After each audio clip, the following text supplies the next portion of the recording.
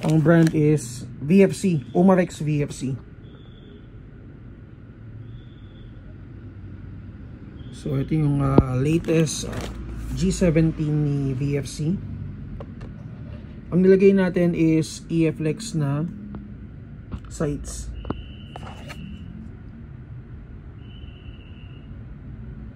Guwapo.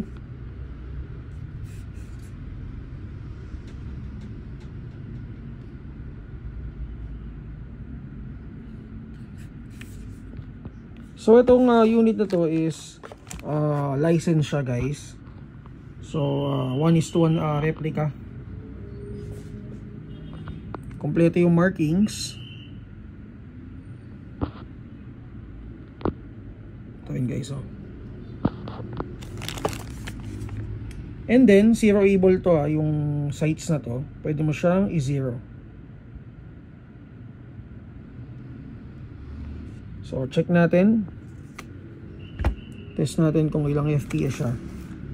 So cover kasama na. And then yung unit may kasama siyang magazine, 26 rounds. And bukod doon, ang kasama niya ito, yung plates.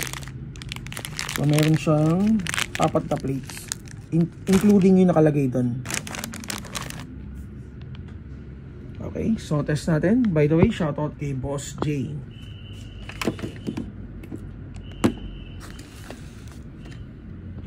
Pogi, ngayon lang ako nakapag-setup ng ganito or nakapaglagay ng EFlex dun sa ano.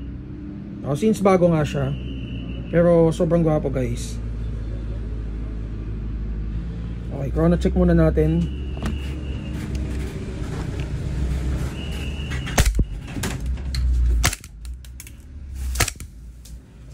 $317, 322.